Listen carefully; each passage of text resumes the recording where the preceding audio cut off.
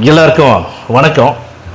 இந்த பதிவில் எதை பற்றி பார்க்க போகிறோம் அப்படின்னா, அதாவது மக்களே, நல்லகண்ண ஐயா நல்லபடியாக வாழ்ந்தாங்க. சுதந்திரத்துக்காக அவ்வளோ தூரம் கஷ்டப்பட்டாங்க. எத்தனையோ ஊரில் போய் தமிழ்நாட்டில் தலைமறைவாக இருந்தாங்க. நம்ம எல்லாமே கேள்விப்பட்டிருப்போம். கண்டிப்பாக அதுதான் உண்மையும் கூட.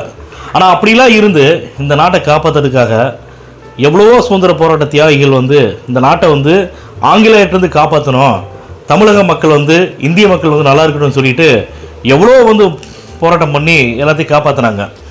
இந்தியாவுக்கு சுதந்திரம் வாங்கி கொடுத்தாங்க. ஆனால் ஒவ்வொரு மாநிலத்தில் நீங்கள் யோசிச்சு பாருங்கள், தமிழக மக்களாக இருக்கட்டும், இந்திய மக்கள் நிம்மதியாக வாழ்கிறாங்களா? சொல்லுங்கள் பார்க்கலாம். ஆங்கிலேயர்களே பரவாயில்ல போல அந்தளவுக்கு பயங்கரமான கொடுங்கோல் ஆட்சி தான் நடந்துட்டு இருக்குது.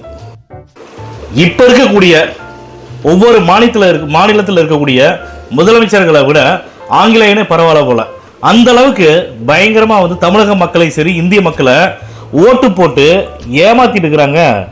இந்த மத்தியில் இருக்கக்கூடிய அரசும் மாநிலத்தில் இருக்கக்கூடிய அரசுகளும்.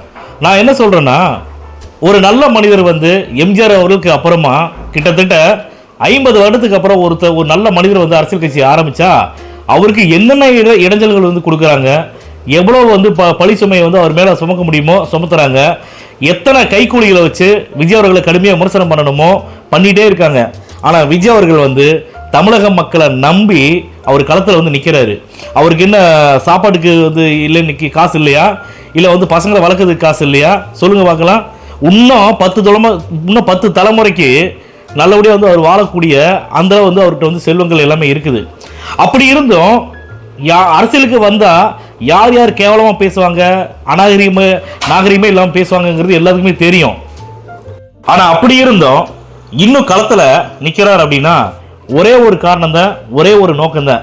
நம்ம எந்த நோக்கத்துக்காக அரசியல் கட்சி ஆரம்பித்தோம், யாருக்காக ஆரம்பித்தோம், அவங்களுக்கு ஒரு நம்பிக்கையை விதைச்சிட்டு திரும்ப நம்ம முடியலன்னு சொல்லிட்டு இந்த எல்லா அள்ளு சில்லறைக எல்லாமே தீய சக்தியாக இருக்கட்டும், திருட்டு திமுகவாக இருக்கட்டும், எல்லாருமே பேசுறாங்கன்னு சொல்லிட்டு முன் வச்ச கால பின் வாங்கிட்டோம்னா தமிழக மக்களுக்கு ஒரு நிரந்தர தீர்வு கிடைக்காம போயிடும். ஒரு நிரந்தர விடியலாட்சியை தரேன்னு இருட்டுக்குள்ள தான் வச்சுட்டு இருக்கிறாங்க இந்த திமுக ஆளுங்கட்சி.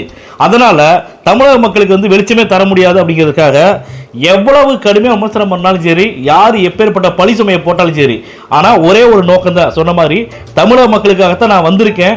தமிழக மக்கள் தான் என்னை பார்த்துக்குவாங்க.